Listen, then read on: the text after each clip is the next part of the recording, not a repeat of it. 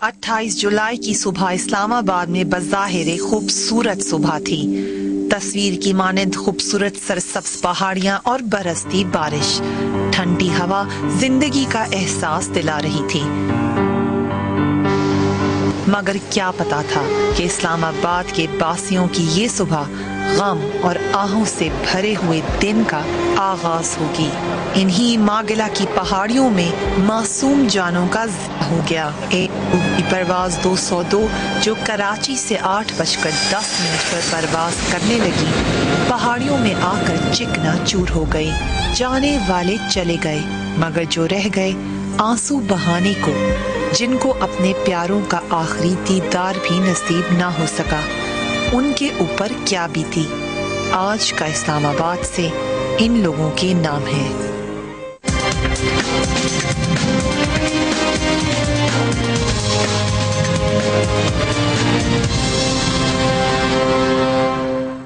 अस्सलामुअलैकुम नाज़रीन, इस्लामाबाद से फरीहा इदरीस और मेरी टीम आपको खुश आमदीद कहती है। कल के अंधोनाक वाक़े की बाज़कश आज भी सुनी जा सकती है। एयरब्लू का वो तैयारा जो मागला की पहाड़ियों में गिर कर तबाह हो गया, उसके बाद क्या हुआ, लोगों को क्या मसाइल पेश आ और कैसे लोग अपने गम को निभाते निभाते सहते सहते किस तरीके से रिएक्ट करते रहे। स्पेशल प्रोग्राम लेकर आपकी खिदमत में हम हाजिर हैं। हेडलाइंस में नजर डालते हैं। कल होने वाले तैयारे के हादसे से मुल्क भर में सोग की फिजा। मार्गेला की पहाड़ियों में बारिश के बावजूद इमदादी सरगर्मियां जारी। तैयारे का ब्लैक बॉक्स अभी तक नहीं मिल सका। दूसरी तरफ शुहदा की शनाख्त के लिए उनके वर्सा के DNA टेस्ट किए जा रहे हैं, जबकि हुकूमत की तरफ से लवाहिकीन के लिए फीकस 5 लाख रुपए इमदाद का ऐलान। और वजीर दाखिला रहमान मलिक ने कहा है कि हादसे की शफाफ तहकीकात की जाएंगी, जबकि एयरब्लू के चेयरमैन शाहिद खाकान अब्बासी ने कहा है कि तैयारे में कोई फन्नी खराबी नहीं थी, लवाहिकीन को इंश्योरेंस की रकम अदा की जाएगी। सवाल ये है कि क्या ये इमदाद का हुकूमती वादा पूरा हो सकेगा, और आखिर क्या वजह है कि नेशनल डिजास्टर मैनेजमेंट अथॉरिटी किसी भी हादसे से निमटने के लिए जरूरी साजो सामान से लैस क्यों नहीं है, और NDMA अपनी इस कमी पर कब तक काबू पा सकेगा।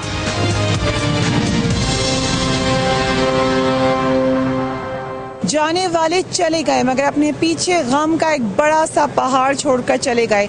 वो फैमिलीज, वो लोग जो रह गए, वो रुफ़का जो उन लोगों के जो उस तैयारे में सवार थे, उनके साथ क्या हुआ, उनको क्या मुश्किलात पेश आई, यही हम आज आपको अपने स्पेशल प्रोग्राम में दिखाने की कोशिश करेंगे।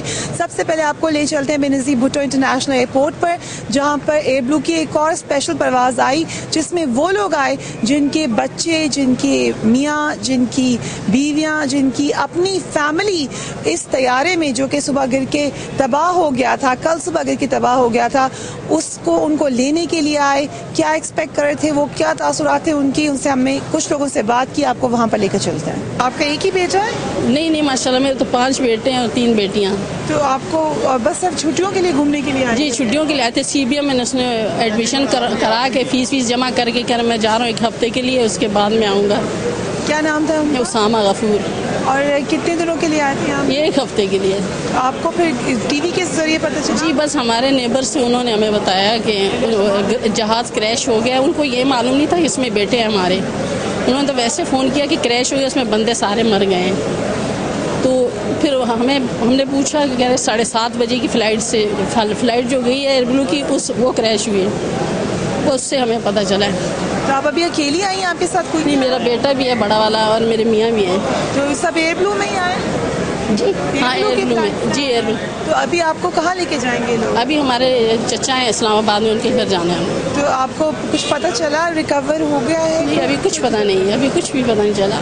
तो आप लोग क्या करेंगे, कितने दिन रहेंगे यहाँ? अब कुछ पता नहीं है। अगर जल्दी मिल गई डॉट बड़ी तो हम जल्दी चले जाएंगे। I am so sorry, I am really sorry. मैं सिर्फ इससे पूछी थी कि लोगों को पता चल सके जो भी उनकी फीलिंग्स हैं।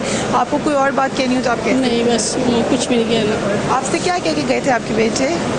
बस मुझे कुछ भी नहीं कह गए कि मैं 1 हफ्ते के लिए जा रहा हूँ, तो 1 हफ्ते के बाद इंशाअल्लाह रमज़ान से 2 दिन पहले मैं आऊँगा। थैंक यू वेरी मच, शुक्रिया जी, थैंक यू। अस्सलाम वालेकुम। अभी यहाँ पे इस वक्त एयरपोर्ट पर मौजूद है। हम बात करें उन फैमिलीज से जिनके अपने प्यारे उनसे गुम हो चुके हैं, इस तैयारे में जाँ भाग हो चुके हैं। हम कुछ और फैमिली से भी बात करेंगे। हम लोग अपने हस्बैंड के साथ आए, मेरे भाई आया था सुबह, जो क्रैश हुआ है जहाज़, उसमें मेरा भाई था बड़ा। बड़े भाई आपके क्या नाम है? मोहम्मद यूसुफ नाम था उनका, मोहम्मद यूसुफ। और क्यों आए थे वो इस्लामाबाद? वो उनका घर है यहाँ पे, वापस आए थे, हमसे मिलने आए थे छुट्टियों में, कराची हमसे मिलने आए थे। वो वापस आए थे आज सुबह की फ्लाइट से आ रहे थे, तो बदकिस्मती से सब कुछ हुआ है। आपको किस तरीके से पता चला फिर? कैसे पता चला? ऑब्वियसली न्यूज़ से। अभी आप अकेली आई हैं क्या? नहीं, हम तीनों बहनें आई हैं साथ में। उनके भाई हैं, तो आपके एक ही भाई हैं? नहीं, मेरे माशाल्लाह 5 भाई हैं, लेकिन वो मेरे बड़े भाई थे। ऑब्वियसली वो एक दुख की बात है कि इतना बड़ा सानिया हो गया और इतने लोग जिनकी डेथ्स हुई हैं। मुझे तो पाकिस्तान और पाकिस्तान के सिस्टम पे इतनी हैरत है कि इतने ख़राब मौसम में, वो यहाँ भी ख़राब मौसम है और वहाँ भी ख़राब मौसम है, फ़्लाइट आई कैसे? फ्लाइट लेकर कैसे आ गए वो यहाँ पर? अभी भी आते हुए हम लोग अपने मरने की जो है ना, हम पहले से तैयारी करके आए हुए निकले हुए थे कि हमें भी कुछ हो सकता है। पूरा जहाज डोलता हुआ आया आते हुए, पूरा जहाज। अभी सेफ फ्लाइट नहीं थी, पूरा जहाज रास्ते भर जो है वो यूं बहुत डेंजर, जैसा लगता है डेंजर जोन से निकल कर आ रहे हैं इस वक्त हम लोग। मजबूरी थी, वरना शायद बायर ना आते, क्योंकि यहाँ पता है कि जाहिर सी बात है कि वो जिनकी डेथ्स हुई हैं उनके तो सिर्फ आज़ा ही मिले, ना पूरी डेथ्स पहुंची तो किसी की भी नहीं। ना हम रखने वाले हैं कि ना हम रख सकते हैं उस चीज़ को कि किसी का वेट कर लें, ट्रेन में बैठ जाएं, कल पहुंच जाए, क्योंकि अब तो पाकिस्तान की क्या है, मतलब सेफ्टी है ही नहीं। मैं तो ये कहती हूँ सेफ्टी है ही नहीं। सुबह फ्लाइट आई कैसे? बस ये मैं जानती हूँ कि जब वहाँ भी मौसम ख़राब था और कराची में भी, इस्लामाबाद में भी मौसम ख़राब था, फ्लाइट आई कैसे यहाँ पे? आपकी क्या बात हुई थी अपने भाई से आखिरी दफ़ा? हमें शबरात देकर आए, परसों मेरी मुलाकात हुई है। मुझे शबरात देने आए हम बहनों को कि मैं आया हूँ इस्लामाबाद से, मैं शबरात लेकर आया हूँ। वो शबरात जो है वो उनकी मौत का परवाना बन गई, बस मैं तो इतना जानती हूँ। उनकी फैमिली यहीं पर है? उनकी फैमिली मैं बुला रही थी उनकी फैमिली को यहाँ कराची, ये तो शुक्र है मैंने नहीं बुलाया उनकी, वरना उनके साथ भी शायद कुछ ना कुछ ऐसा हादसा हो ही जाता। उनकी फैमिली नहीं आ सकी बदकिस्मती से, समझ ले, और उनकी खुशकिस्मती है ये। मैं आपसे जल्दी से, आप अपने बच्चे के साथ? हाँ जी। आप ही कह रही हैं कि सफ़र सेफ नहीं था? बिल्कुल भी नहीं था, जहाज डोलता हुआ है। आता कैसे फ्लाइट आती कैसे? मुझे तो यही समझ में नहीं आती कि इंसानी जानों की कोई अहमियत ही नहीं है किसी की नजर में यहाँ पे। बहुत डेंजर जहाज डोलता हुआ है जहाज। तो वैसे आपके साथ किस तरह एयर ब्लू ने सलूक किया? आप लोगों को हेल्प की? नहीं, बहुत हेल्प की, उन्होंने सपोर्ट किया। लेकिन देखें, इतना जो है वो एटमॉस्फेयर या वेदर खराब होता है तो फिर ये होता है कि फ्लाइट कैंसिल हो जाती है। वहाँ शाम से फ्लाइटें कैंसिल है। कहते हैं जब बेपनाह दुख अचानक आता है तो ट्रॉमा हमारे रवैयों पर असर अंदाज होता है। हम इसको अपने जहन की नशोनुमा के मुताबिक सहते हैं, कभी गुस्सा करके, कभी तोड़ फोड़ करके, कभी रोकर और कभी खामोश रहकर। मेरे साथ से उम्मे हबीबा जो एयर होस्टेस थी एयर ब्लू में, उनकी रिलेटिव मौजूद है। अस्सलाम वालेकुम जी, थोड़ा सा उम्मे हबीबा के बारे में बताइए। मैं आपको सही बता रही हूँ कि मुझे उनके बारे में कोई भी इंफॉर्मेशन नहीं थी। मेरी जो देवरानी है वो कराची में रहती हैं, तो उनका सुबह फ़ोन आया कि जो प्लेन क्रैश हुआ है उसमें वो एयर होस्टेस जो थी वो उनकी भतीजी थी। तो मैं सुबह से आई हूँ, सुबह भी कोई ऐसा यहाँ पे नहीं था कि जो इन्फॉर्मेशन देता, बल्कि इन्फॉर्मेशन क्या है कि है ही नहीं थी कोई इन्फॉर्मेशन। 2-2.5 घंटे के बाद तो वहाँ पे लोग पहुँचे हैं, रेस्क्यू वाले पहुँचे हैं। फिर वहाँ से जब डेड बॉडीज आनी शुरू हुई तो कोई देखने के काबिल भी नहीं थी। और देखी डेड बॉडी? देखी भी नहीं। आपको किसने बताई ये बात? ये हम टीवी की फुटेज से, और यहाँ पे हालात इस तरह के थे कि कोई, मेरा तो ख्याल है, देखा भी नहीं जा सकता। तो उम्मे हबीबा की जो इमीडिएट फैमिली है वो नहीं आ सकी अभी? वो अभी 2 मामू उनके तशरीफ ला रहे हैं, अभी पहुँचे नहीं है वो। उनके कितने बहन भाई हैं? वो किधर? 2 बहनें थी, वालिद उनकी डेथ हो चुकी थी, और छोटी बहन की शादी थी ईद के बाद। और उनकी अम्मी की बुरी हालत है, वो बेचारी अभी कौमे में है, बात ही नहीं कर पा रही किसी से भी। तो फिर आप इसलिए यहाँ पर मौजूद हैं। मामू उनके किधर है? मामू अभी पहुँचे नहीं है, कराची से आ रहे हैं। अभी इस वक्त आप ही उनका इंतजार कर रही हैं। और क्या उस वक्त सूरत हाल है? बहन कैसी है उनकी? क्या सूरत हाल हो सकती है ऐसे मौके पे? तो एक कुरान पाक जो हुक्म देता है वो ये है कि इन्ना लिल्लाहि व इन्ना इलैहि राजिऊन।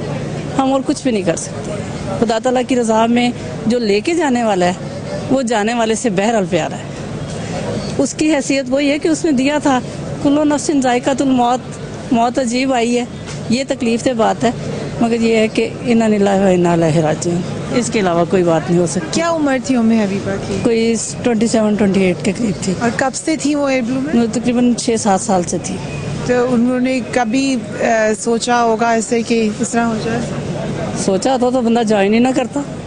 अगर उसे पता होता कि मेरी डेथ ऐसे होनी है तो वो तो कभी भी ज्वाइन ना करता। जो अभी कब तक आपको और इंतजार करना पड़ेगा? कुछ पता चला कि कौन सा? यहाँ तो बेवकूफ़ लोग एजिटेशन कर रहे हैं, इनको ये नहीं पता कि ये दुआ का और सब्र का वक्त है। तो लोग क्यों एजिटेशन आप कह रही हैं कर रहे हैं, क्यों शोर कोऑपरेट नहीं कर रहे जी हॉस्पिटल वाले। आपके साथ कोऑपरेट करें? नहीं, मैं नहीं समझती कि इस वक्त कोऑपरेट, वो क्या हमें डेड बॉडीज दिखाएं, हम देख सकेंगे, हम उस पैनिक को कभी भूल सकेंगे कि हमारा कोई बच्चा हो जिसके बाजू ना हो, जिसके हाथ ना हो, जिसका चेहरा ना हो, हम उसको बर्दाश्त कर सकेंगे? ये इनको ये नहीं समझ लगती कि ऐसे मौके पे खुदा ताला से दुआ करनी चाहिए और अल्लाह ताला से माफ़ी मांगने का टाइम है कि अल्लाह ताला ऐसे ये अजाब नहीं लेके आता, हमारी गलतियाँ हैं, उनको हमें याद रखना चाहिए। और ये तरीका नहीं है सब्र करने का, कुरान और हदीस ये नहीं सिखाता। आपका नाम क्या है? मेरा नाम मिसेस तौकीर है। मिसेस तौकीर, बहुत बहुत मेहरबानी, और मैं इससे बहुत ज़्यादा अफसोस, अल्लाह आपको सब्र दे, आपकी फैमिली को सब्र दे। Thank you very much. आपने मिसेस तौकीर की बड़ी इंटरेस्टिंग और बहुत ही ज़्यादा अक्लमंदाना बातें सुनी कि बिलाशुबा जो लोग अंदर हंगामे करने में मसरूफ़ हैं या शोर मचाएं, शायद उनका भी ये अपना दुख दिखाने का एक तरीका है, मगर वक्त ये सब्र का है, वक्त ये दुआ का है। हम और लोगों से भी बात करते हैं और आपको सुनवाने की कोशिश करते हैं।